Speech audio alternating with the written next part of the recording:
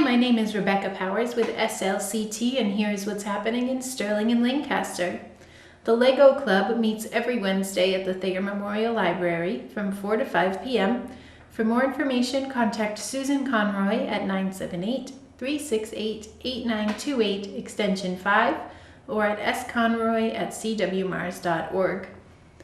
Big Truck Night will be Wednesday, July 22nd from 5:30 to 7:30 p.m. in the Thayer Memorial Library's rear parking lot. The night will host large trucks, emergency vehicles, magic shows, and a petting zoo. The Sterling Recreation Department's free summer concert series has begun.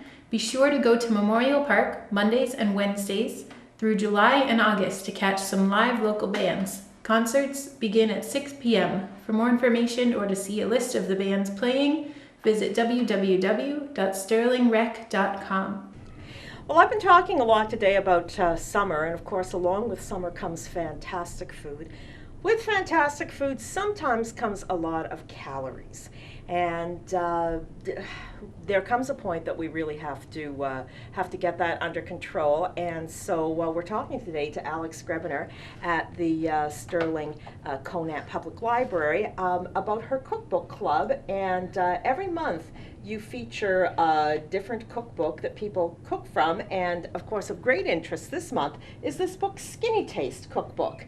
First of all, tell us a little bit about the cookbook club. How does this work? We meet once a month, the last Wednesday of the month, and we choose a different book each month. Everybody checks it out and chooses one recipe. And then when we meet, everybody brings that one recipe that they've prepared, and you get to sample a whole bunch of different recipes from the same cookbook. That sounds fantastic. It is. It's a lot of fun and a lot of great food. Now, how do you choose the books? I just look for things that have been popular that we can get copies of, pictures, people like pictures.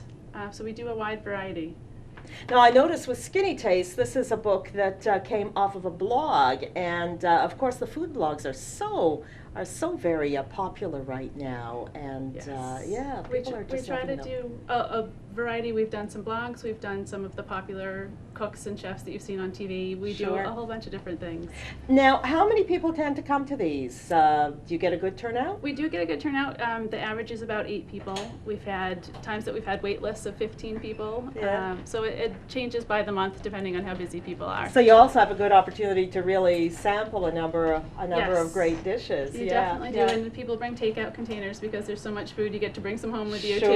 Sure. Now, how do people? Do you have to register for this? How do you get involved? You do have to register because we have a fairly small space. You can just come into the library, check out the book. You can call as well, and we do send out an email beforehand and get all the recipes gathered, so we don't have 10 of the same thing. Sure. So you're guaranteed a nice variety. Now, is there facilities for, say, warming things up, or are you looking for things that can be served at room temperature, or what? We do have a microwave. We also have a refrigerator. We've had some ice cream desserts that we've put in there until dessert time. For the most part, people bring things already warmed up and ready to go, but we can microwave.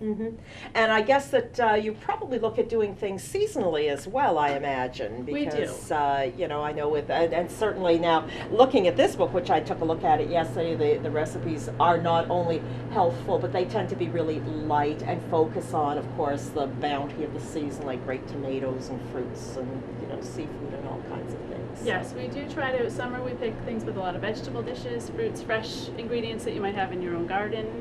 Winter we've done a Christmas book at Christmas time. Right. And Thanksgiving also we did things that had a lot of vegetable sides that you might use, something different at Thanksgiving. So we do try to pick things that go with the time. Now, how did you luck out to do this? Are you a foodie yourself? I love to cook, I love to bake, and so I just lucked out that I get to do it. Yeah, and do you yourself bring things from the I do. cookbooks I as bring well? something every time. This Fantastic. month I'm bringing the Mongolian beef and broccoli, which was a huge Wonderful. hit at my house. I've tried a few of the recipes in this book, so it's one of my favorites so far. Right. And now this month, this session is, what's the date of June this? 24th June at 24th. 6:30.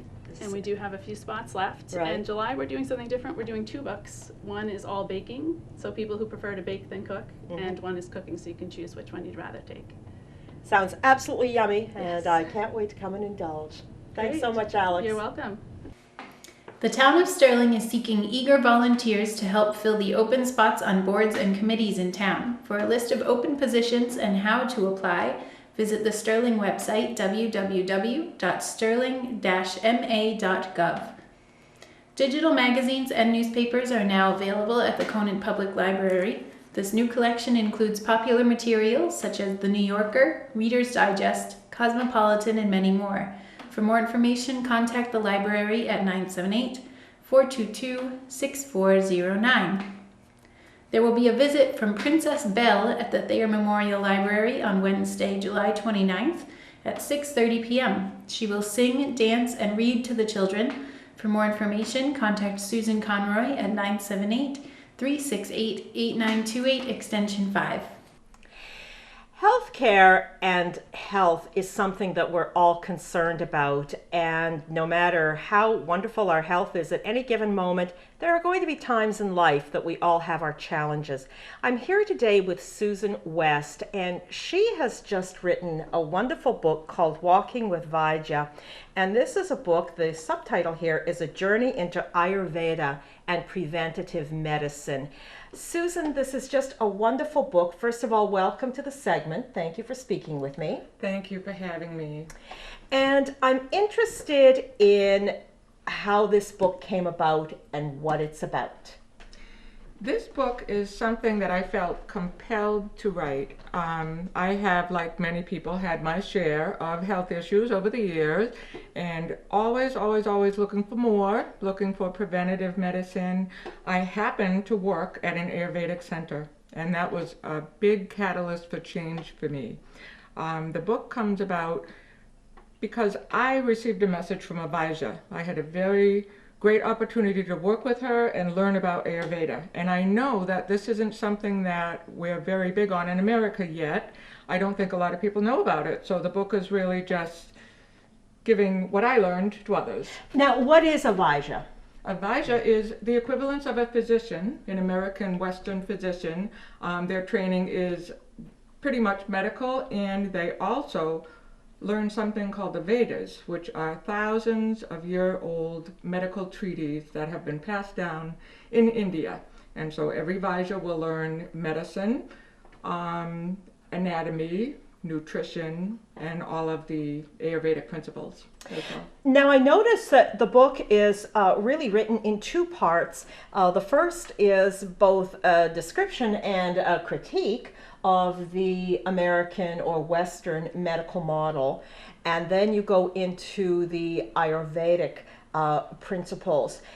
Now, this must have taken an enormous amount of research and time on your part. Yes, Vaidya Vadika was the expert on the Ayurvedic side. She made the charts to help people understand a lot of the principles. I took over for the American medical side to do that research and find out what we have available today, because it seems like it's very complicated. Everyone has a different kind of health insurance. There's a lot of different procedures and treatments out there, but the history is short. We've only been here for a few hundred years, so it was very easy to study how we started our American medicine, how that came about, the education that we give our doctors and somewhat. One of the points that you make in this is that in Western medicine, we equate the word medicine with a prescription, with an over-the-counter medication, and this really differs from Ayurvedic principles. Can you just talk briefly about that? That's a great point. People equate medicine here with drugs or prescription. I have to go get medicine. They usually mean going to the pharmacy. But medicine all over the world is there's an overall medical mode or medical model that many different countries use, many different types of medicine. There's so many facets that we can all use. But here in America, we're very keyed into that treatment and procedures and Western medical drug aspect of it. So sometimes you need more. A drug is certainly helpful in so many cases, but there's also a great preventative side to medicine, and there are alternative medicines. Now, Ayurveda comes from the Hindu tradition, is that correct? Yes, it does. Yes. Now, how have you found that Ayurveda has impacted your own health and your own well-being? For me, I definitely lack preventative medicine. I was always waiting till after the fact, when I had some kind of an ailment, to run to a doctor and get a pill or a treatment or a cream. And they were treating the same things over and over and over after the fact. Ayurveda has really taught me how to avoid a lot of that repetitive process by putting behaviors in place that are preventive medicine. You also talk a lot here about food, and there are recipes, and so definitely what we consume has a huge impact on our health as well. Absolutely. Ayurveda is very big on nutrition, daily lifestyle changes, and detoxification. Well, this is a marvelous book. And Susan, how can people get this? How can people find It's it? available in book form and Kindle on Amazon.com. So Amazon.com, you can find this. So I urge you, if you are looking at some new and different ideas for how to deal with not only chronic ailments, but also just how to maintain health and how to stay as healthy as possible, do urge you to take a look at this. It's called Walking with Vaidya, and it's written by our own Susan West here from Sterling.